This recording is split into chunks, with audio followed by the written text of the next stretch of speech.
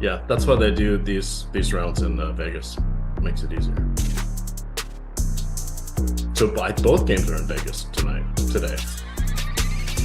I wonder if you get to stay for both games, like the Final Four and stuff. Probably. I would guess, since it's neutral site. I'm good. EMac's hosting.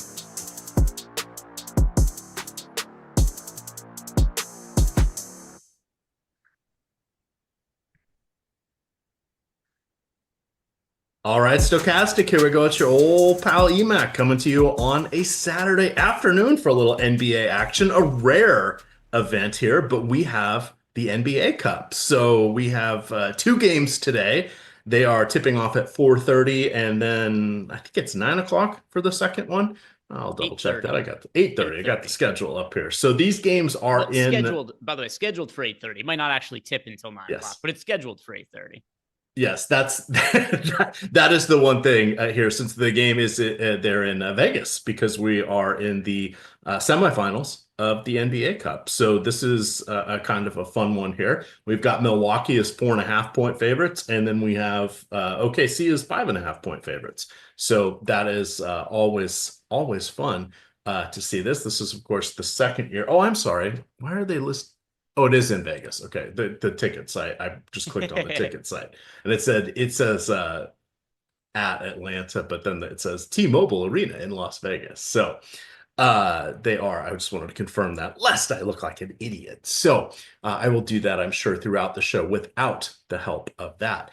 But in any event, here we are getting ready to go live here on playback. We've got some fun, and we had some injury semi-concerns, I guess, Craig, but those have sort of cleared up for the Atlanta side. We do have Jalen Johnson playing, so that was mostly expected, but always a question mark. He had tweaked his ankle towards the end of the last game, and the game prior to that, he had missed with a shoulder injury. So that was sort of his concern. And then we also have Dillon Brooks dealing with an illness. Now, we're not going to know anything about that game until later, but his absence would improve minutes a little bit there for Tari Eason, a little bit for Jabari Smith, and then probably he doesn't always take a lot of shots, so it's more minutes than anything that would go around for him. So those are really the only moving parts that we have left. Otherwise, Giannis playing, dealing with the sore knee, but they haven't played in several days, so he's good to go. DeAndre Hunter, he was working back from his injuries. He's still coming off the bench. He's fine. So otherwise, it looks pretty good. Do you have a read one way or another on Dillon Brooks? No. So in terms of whether he plays or not, no. I do think this, though. At $4,200, he's a very strong GPP option. He's projected to be chalk just because of how cheap he is and him being a solid value option. And I just don't think the field is going to be getting there because it's 2-game slate. He's listed as questionable. It's a Saturday. It's weird start times for these games. I think a lot of people are just going to look at the slate and say, screw it. Don't want to deal with Dillon Brooks, just not playing him. And he is also Dillon Brooks. It's not like he's a sure thing or anything like that, but we do have him projected. He could get you 4. He could get you 40, Greg. Yeah. We don't know. I mean, for GPP options, though, when we have him projected as one of the top points per dollar plays on the slate, and just knowing how the field often reacts to some of these kinds of things, I really don't think that he's going to come in at his ownership projection. So, I don't know if he's going to play or sit. I think he's a really good person to have in lineups, really good GPP option. And then if we happen to find in whatever it is, 3.5 hours from now, 4 hours from now, he isn't playing, then you just run your stuff through the late swap and alter it and see what the data gives you. But I definitely would not go and avoid Dillon Brooks just because he's questionable right now. Yeah, that is definitely a good call out there. We also, of course, have, and I should have mentioned Amen Thompson. He would be another beneficiary of minutes. I don't know who would end up in the starting lineup, probably Thompson. But even if Brooks is not feeling well, or if he has some Dillon Brooks moments, it would be Eason and Thompson who would get to go in there on that one. The other thing, I see chat's having a good chuckle here at different stuff. Yes. Chat, thank you for always keeping me on my toes and keeping me accountable. That is always always a key. Are you playing multiple sites today, Greg? Just DraftKings and 2 game slate, so I'm not playing a ton of volume or anything like that. I'll be playing a little bit more of MMA later on, but I've got 150 lineups and some lower dollar stuff. All right. Did you put out any MMA content today that you want to let No, people I know would have about? liked to, but because I'm dealing with now it's all fixed. It's all good to go. But the last day and a half has been very annoying. I assume that you've watched at least some of the shows, EMac, and you saw that I had a tree branch fall through the windshield of my car window in my I driveway. saw that. So yeah, it was very, very annoying. I've got it all fixed. It's all good now, but it was still something I had to figure out how to get it fixed yesterday. Then I had to go pick up the car today, so I just didn't have the time. But no MMA content for that reason. If anybody does have MMA questions for me, I'll be hanging out in the MMA Discord a little bit after the show. Excellent. All right. Well, let's kind of jump on in here. At the top of the chart, Damian Lillard was coming in as a prime option today, Greg, and that was a little bit of a surprise. But as I looked into it a little bit more, it starts to make sense. So he is. Oh no, I opened up the NFL page. He was coming in with a slightly better point per dollar than Giannis on FanDuel, about 5% in our early runs better from that perspective. And he was about neutral on DraftKings. So he was making for an interesting option. He has slipped a little bit. He is still the most popular play on FanDuel. He's going to be on 47% of the lineups. On DraftKings, he's going to be on about 40% of the lineups. He was featured in my article today. He is just playing insane minutes. He is also having his best assist year since the 2019 season, and he just continues to get the volume. He's a 37% shooter from three-point range. He's taking about 8 or 9 per game. That is around where he has been over the last couple of years, but it's good to see that. And he's kind of the shouldering the load as the number 2 option there as we see Chris Middleton starting to work back in. He is the question mark. He makes me nervous. I see he slipped a little bit in our popularity projections here because he's only going to play about 18 to 20 minutes would be my guess. They need him semi-healthy or available going forward for the remainder of the season, as well as potentially the playoffs. So this is not one where, while we will see a shortened rotation probably from some of these teams, Chris Middleton's not going to get minutes foisted on him. So that still leaves open Gary Trent and a couple other players here. But for me, in the guards, I actually like Damian Lillard point per dollar better than Shai Gilgeous-Alexander. Where do you stand on the guards on the high end? Sure. So on the high end of guards and just SGA and Dame, or is there anybody else you want to add to that mix as well? Those were the top 2 for me. That I'm leaning on.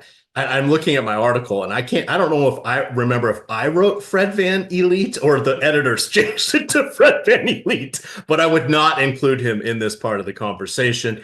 So it's really those 2 guys at the top for me. So I have a really hard time differentiating them. To me, it's more of how much salary do you have available, because I have 30% of SGA EMac and I have 37% of Dame as well. So I don't have, this isn't a place that I'm making any kind of real stand. By the way, our ownership projections on these guys, it's 35% for SGA, it's 37% for Dame, and that's right where I'm at with each of these guys. If you got the money to go up to SGA, go ahead and go for it. If you don't, you're totally cool with Dame. Here's what I do prefer, though. I strongly prefer both of them to Trey Young. Trey Young, who is at $9,300, so he's priced in between them. He's projected a little bit, actually quite a bit lower than SGA, and then about comparably to Dame, but Dame's also $500 less expensive, and then Trey Young also right around 30% ownership. I don't have a real preference between SGA and Dame, but I do prefer both of them to Trey Young. No, and that's a good call out here. So kind of my thoughts here on Trey Young is he's revamped his game. He's leading the league with 12.2 assists per game, which great. He's also got an extra rebound compared to what he did last year. He's averaging about 3.9 rebounds per game. His career average is right around that, maybe a tick lower. But it's the field goal attempts are down by 2. his shooting efficiency is dreadful. It's among the worst of his career. So there is room for improvement, and that can change in any given game here. And I'd like to see him, I'd like to think he and Dame, potentially get into some back and forth there, taking some long range threes or feeling it, or, just going to show out a little bit. You can see that kind of a scenario here. But if he's leaning more into the assists, takes longer to get those fantasy points depending on your side of choice for the scoring. The 1.1, 1.2 fantasy points per assist, way different than 3-pointers and 2-pointers. So that's what gives him a little bit of a knock. But I think he's in the conversation because he has access to 50 fantasy points. We're just seeing a fully healthy Atlanta team where we didn't for the first part of the season. You've got Jalen Johnson starting to really assert himself. You have DeAndre Hunter and Bogdan Bogdanovic are both healthy coming off the bench now. They're working in some of their younger players, etc. I'm expecting probably an 8-man rotation there for those guys. So we're really looking at only 3 players off the bench, but that's still, even with those heavy minutes and field goal attempts for Young, his median projections, not great. If he's splashing the threes, yeah, he could break the slate. But we haven't seen that all that often this year. So that is also lowering his popularity. But he is definitely, I think, a tier below from those other guys. What do you see that is coming out kind of on the lower end here? Because there's the guards, there's the top, and then there's a bunch of other guys that everybody has like 3 question marks behind their name. Yeah. So, and if we're talking still just specifically to guard or just in general? Just guards in general. Sure. Yeah. So, and I think that's a reasonable way to do it with the shorter 2-game slate is just look at the guards, the forwards, and the centers. But guards, to be pretty clearly, Cason Wallace is the best overall value option at the guard position. I'm actually kind of surprised that he isn't uber chalk for today. Just because if you look at the slate, we've got a few things. We got a handful of pay up options, and there aren't that many value guys to be going to. And Cason Wallace is starting for the Thunder. He appears to have cemented himself in a pretty sizable role, at least for now, until Chet is back later on in the year. And you look at the last couple of games, 31 minutes for Cason Wallace, last time out against the Dallas Mavericks. The game before that, he played 27.5 against New Orleans Pelicans.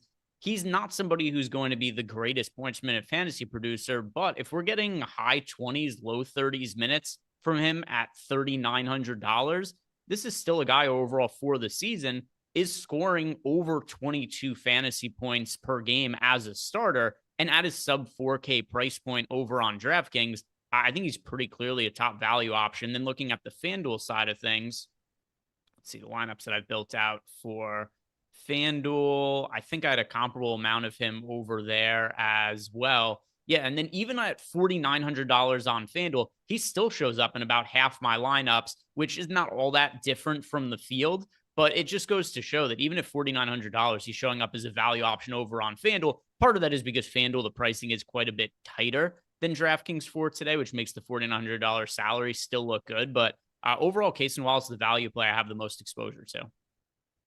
Yep. And Malakar, happy birthday, Malakar, by the way.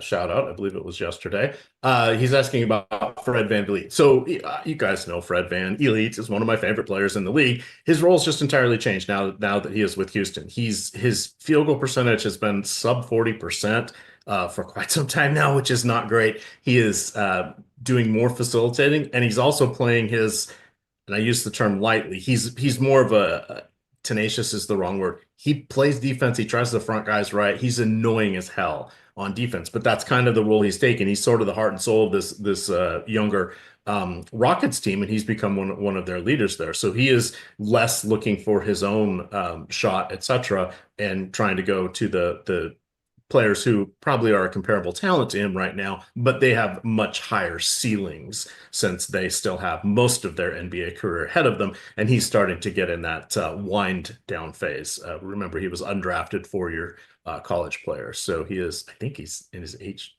30 season, I think. In any event, could he pop up every now and then? Sure. Would I love to see it tonight? You betcha.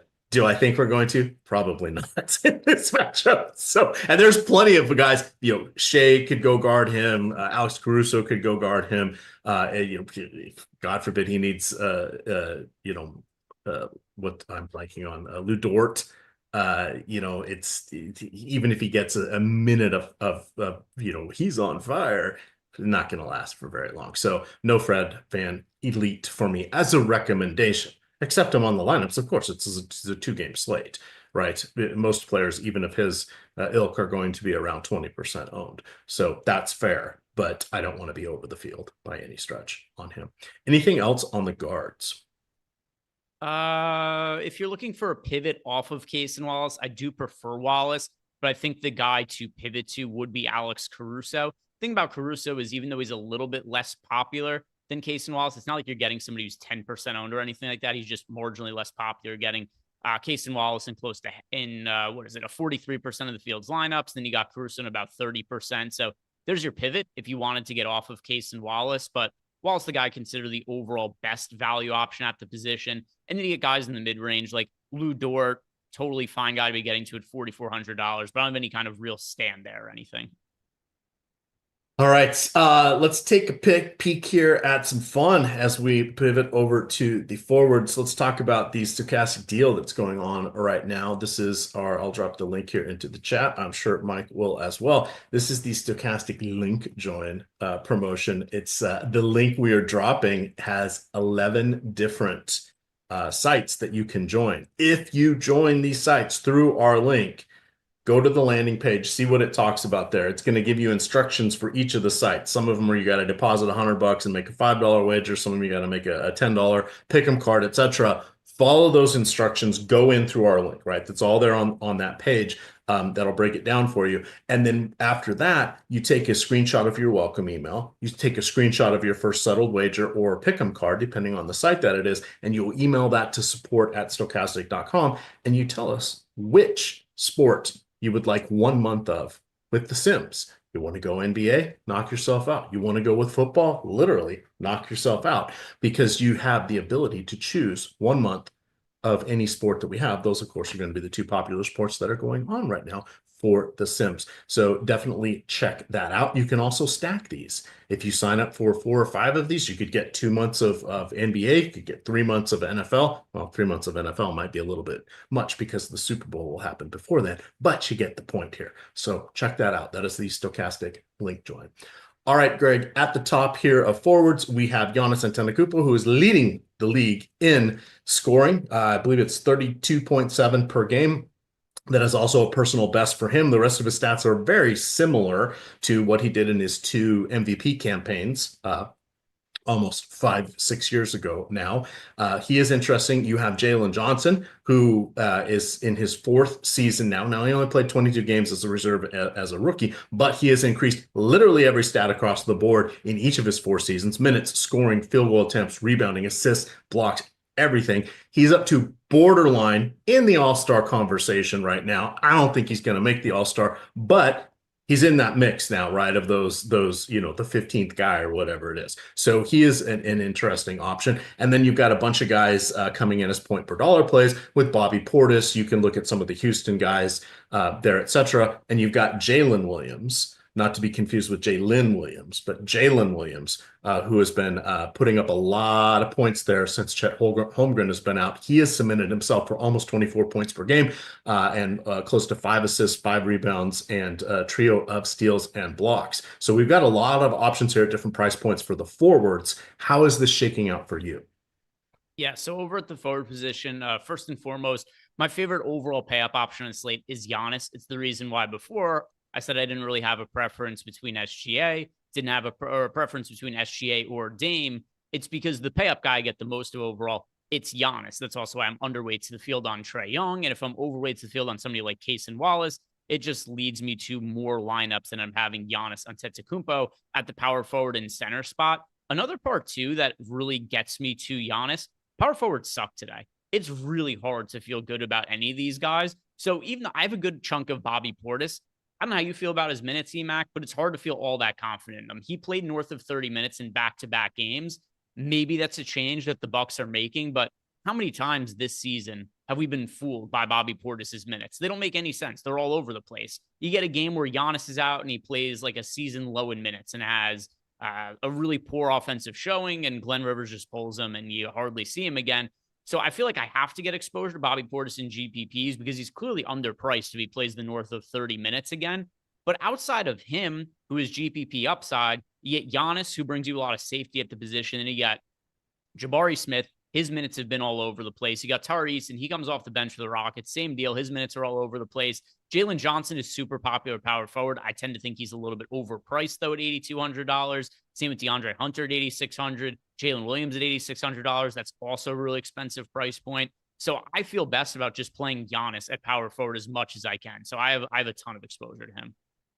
Yeah, that is an interesting one. So I see Stephen Leibowitz putting it in chat. He says, "Hey, it's kind of hard to get to Antetokounmpo over there on Yahoo." Totally agree. I'm not playing Antetokounmpo. I don't think I'm going to be playing SGA. That's sort of where I'm landing on Damian Lillard and looking at both Jalen's. Right now, I've got Jalen Johnson in my lineup there, and I'm trying to figure out what I want to do with that lineup. Partly this is due to, as we pulled up the centers in here, mostly at this point, Brook Lopez. Lopez has been garbage for the last few games. Is age finally catching up to him? That sort of coincided with two good games with Bobby Portis here. Cause and effect? Probably not, but it was just kind of interesting to see. But neither of these guys feels even remotely trustworthy at this point. So we're really looking at Giannis and Dame, and then wild card Gary Trent, hoping he splashes some threes there from the Bucks. Otherwise, it's a terrifying thought. Portis is getting older. The fantasy point per minute is kind of slipping, Greg, as well. He's not the free Bobby Portis moment that we've seen over the last several years across multiple teams. Is this just a bad season? Is it a small sample size? I don't know, but it certainly doesn't feel good. I don't think it's the beginning of the end, but he's not the elite. Yes, someone is out, we're plugging him in guy anymore, like he has been for so long with the Bucks now.